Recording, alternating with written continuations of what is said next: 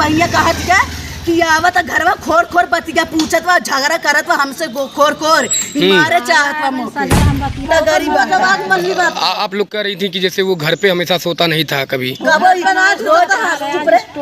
रोज studio सूतत रहा और कमन जरूरी रहा कि कन्या घरे सूते ले क्या उ रहल है संगे तो कैसे मारत फसिया लगा के मल्ली ना हो तो कैसे मारते हमर बहिया कैसे मारते ना मरली होते इस संघरिया सूतला कैसे उ मार मुंह दबा के घेचा दबा मार ढली बहु जी भी ना निकरी है फांसी लटका दे इसकी फांसी से मारा लिखा है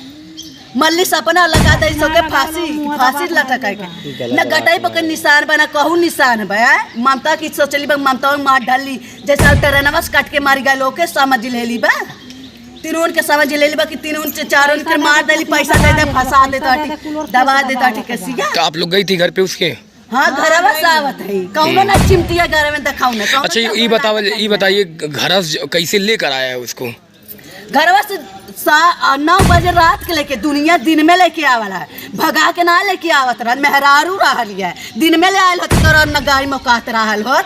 तोरे घरिया मत ना कादरा दिना लेके आयल होते भगा के ना लेके आवत बिया दूसर मर्द रहल होते मौका ना रहल होते ना तो कहते हम बियाह कैली बाटे हम दिन में ले जा। आप लोग का कहना है विष्णु खुद गला दबा कर मारा है? हां वो खुद ही दबा मार ली चाहिए गतई दबा को कर मुंह मार ली बा उ मार के घेचा दबा के मार ली बा फांसी लगाउली ना आई गया। अच्छा 2-3 दिन पहले जब समझौता हुआ था घर पे सब लोग गए थे खुशी खुशी होकर के फिर 2-3 दिन बाद कैसे जब अगर मान लग गई तो कैसे झगड़ा बवाल खुल के लेने आपस में? झगड़ा भी रहती है हमारे से बात हुआ थे हमारे बहिया कहत क्या कि आवत घरवा खोर खोर बतिया पूछत वा झगड़ा करत वा हमसे खोर खोर मारे चाहत वा मोके हम बतियौली कहत या कि जब 7 बजे त खोद झगड़ा करत वा झगड़ा करके जात जैसे के कोनो बहाड़ा सिखाई दे सिखा कुल नहीं है मन नथवा मत कुल में सिखावत ना है कि मार धरो के ओके रजकवत लग बैठा ले घरवा में अमरनाथ सुधर जा जान ले लऊ पुत तहके तिया लौका त मजाक मत बहिन चल गल तो बेटा लौका त जहवा तहन के उट्टू लौका त बाहर के नाटक लागत त तियाऊ जब जिस लगल त तू नहीं फसा जा जान ले जहवाऊ हो ओई मिलल बा तो चल मिलल बाटा तियाऊ मिलके चिमटा गई बन के ओकर बाद के मरवा जान ले ले तोहर उट्टू कइल बा त ना बिसुरवा संगे लगा अर्जुनवा का के लगाव सवेरे यार अर्जुनवा संगे बियाह भला कि बिसुरवा लगा बियाह कइल बिसुरवा जब बाबू बिसुरवा का बियाह कइल लगा टेंशन बा ओकर नहीं टेंशन बहिनिया हमरे कि हमर बहिनिया कवन हाल होई हां तो मारी गई अब तो जगह राहत नहीं रात को राख के बैठा लेके रही अपने माइक लेके रही तनुर कुल मिला रहा कुल मिला खुश रहा तनुर चाहत रहा। अच्छा आप सबको लगता है कि इसमें अपराधी वो भी है क्या? हाँ वो है कुल मिला साज में चला चिल्ला की बात कुल मिला चार मिल के मल्ली बात हो के राती एक मार जल लगा ओकर मुंह दवाई थी कुल में चिंता गरीब बात होई ऐसा जो कौन ठिकाना नहीं लगी भगवान। प्रशासन से आप लोग गुहार करिए कि उसको सजा मिले जो दोषी हो सजा मिले उसको। दोषी कौन किसको मान रही हैं आप लोग ये बताइए साफ साफ? बिसुरुआ मान के चला बिसुरुआ हवे या मरलही बा या मरलही बा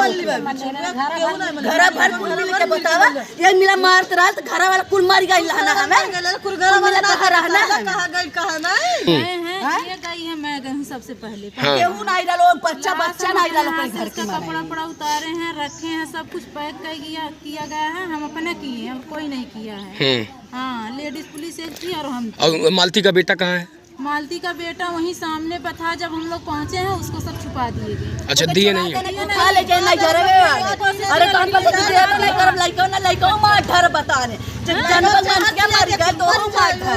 जब गलती नहीं है सब किए तब क्यों वहाँ लहाज के पास थे नहीं। अच्छा सब लोग भाग गए थे सबके सब सब भाग गया था तो उसकी माँ बहन कोई था कपड़ा पड़ा उसका हटा था इधर उधर था लेकिन कोई नहीं। चला ठीक है आप लोग बस जनता गुहार करिए कि उसकी सजा मिले। हमें तो बहुत ज्यादा शक बा बिसुरुआ लइको जहर दे के मार धरी कहीं मंतिया नहीं है मार धरती तब राजखा ला के बैठा आई रहे ना तू रही तो हिस्सा बोखर एक अमरनाथ एक वीडियो बनौले हैं जो में बोला तुम्हारे युवराज के का होई मालती कुछ नहीं सोचत युवराज त ना टेंशन बा हमर बहिना ना टेंशन बा जिंदा बा मैनी हमर चर के रात कायदा कर मेहरवा नहीं पिया अगर मेहरवा नहीं पिया ओइ राख ले युवराज के लेके रही युवराज के अपने मेरा बिचुरवा कह दे बिचुरवा कह ना टेंशन बा युवराज का नहीं टेंशन बा कायदा के पर मेहरवा भेज दे युवराज के बिचुरवा बाबा की मरने ना आई सब जने तो जब लहास उठा डाला निकाल कुछ करी रहा मतलब गलती ना करे तो परिवार के मौजूद रहे चाहिए ना। हाँ घर भर के तो रहे चाहिए संगठन क्या